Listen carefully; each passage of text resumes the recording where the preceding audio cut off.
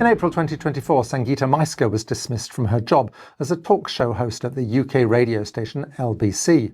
Her dismissal came just 3 days after this interview with Israeli spokesman Avi Hyman. What Israel did by taking that action against Iran was escalate what is already an incredibly fragile situation. Sangeeta, that's an outrageous framing of the reality. It's not an outrageous framing. I've just been speaking to somebody who is a diplomat to Iran from the UK government. That's not an outrageous framing of it. What Israel did was strike what is considered in diplomatic circles the sovereign territory of Iran, whether we like it or not.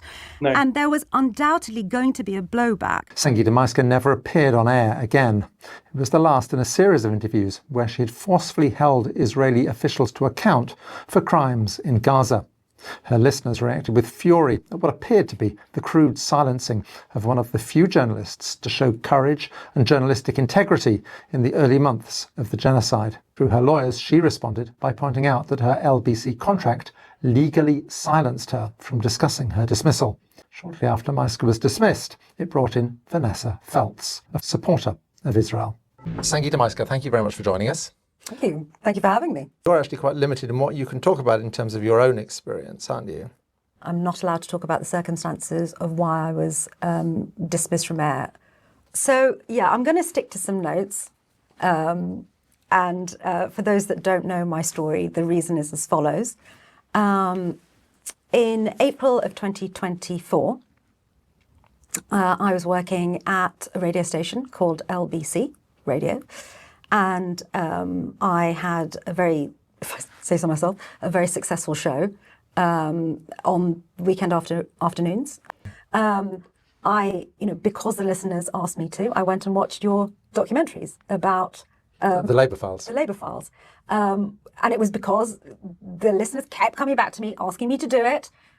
Eventually I sit down and I do it, and I watch them all. And it's an excellent series, by the way. So October the 7th happens, and it has always been my position that, to attack civilians is wrong.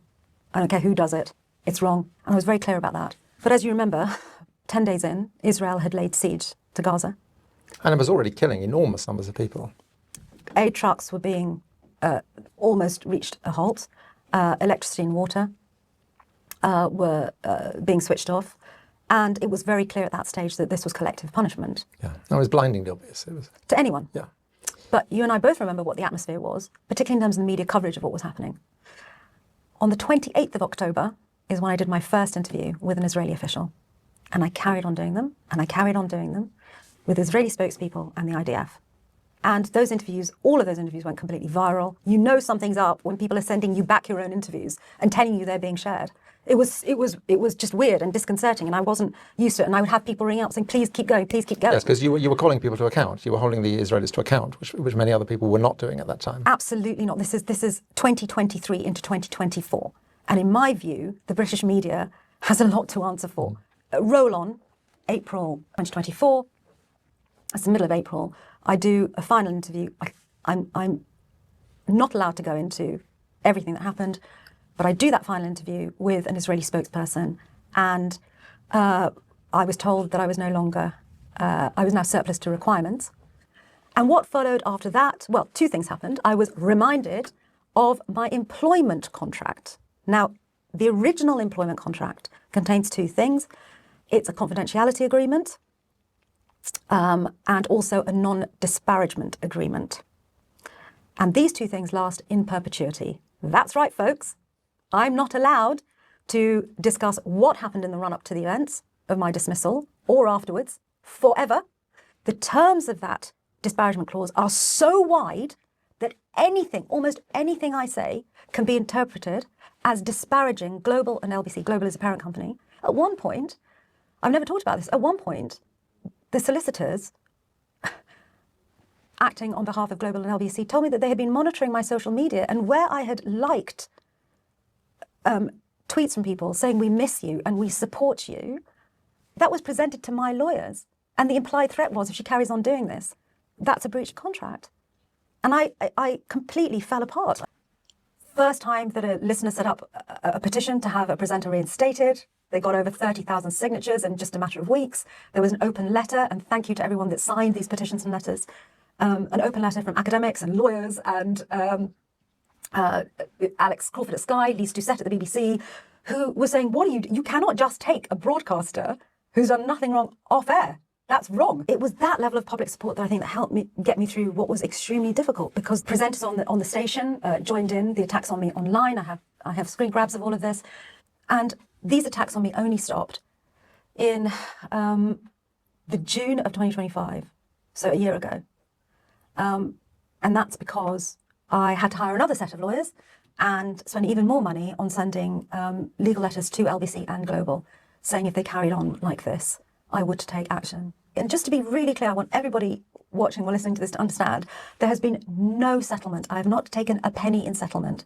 And what I find in media generally is that the media isn't full of people who are fervently pro-Israeli and so on, but it's full of people who will generally take the course of least resistance.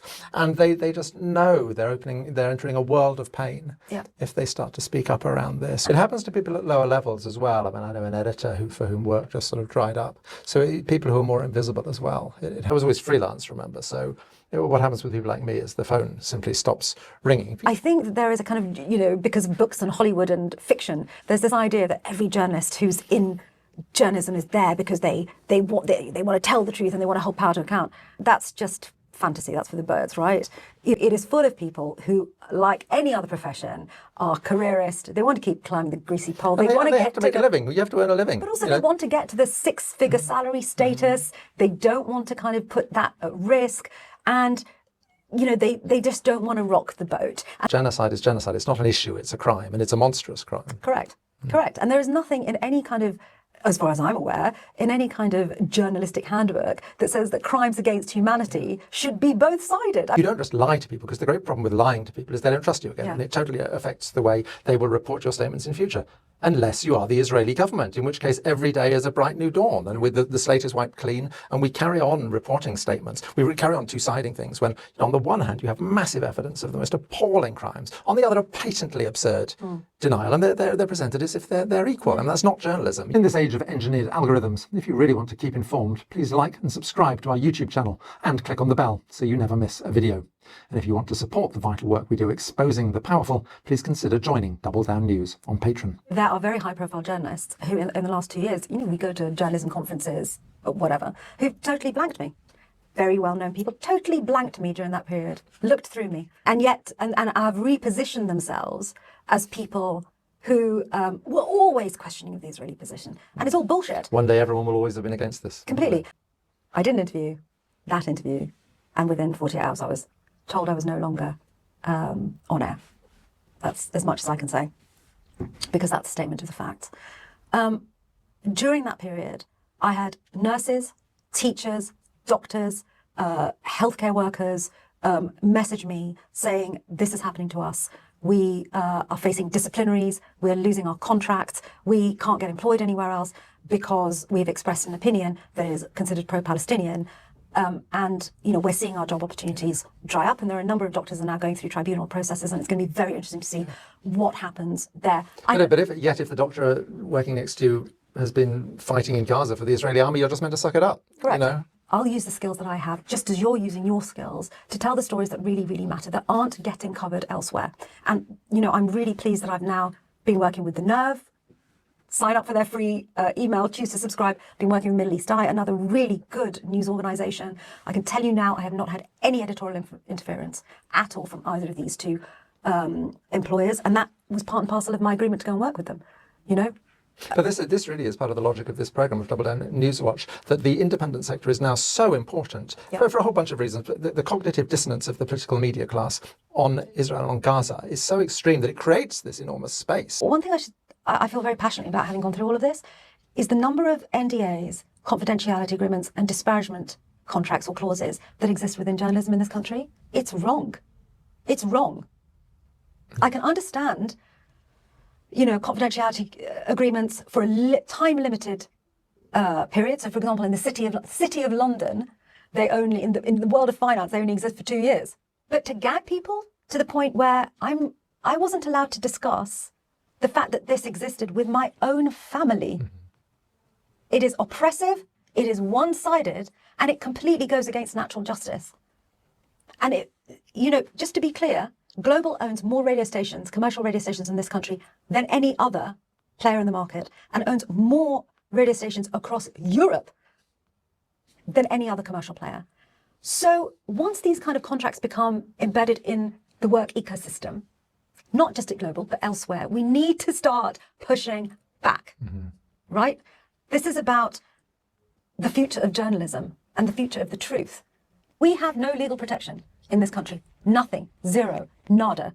And one of the things we can start with is making sure that these kind of agreements in perpetuity are banned, particularly when it comes to journalists and journalism, because it completely militates against the one thing that we're supposed to be doing, which is investigating the truth, exposing the truth, and helping maintain the quality of our democracy.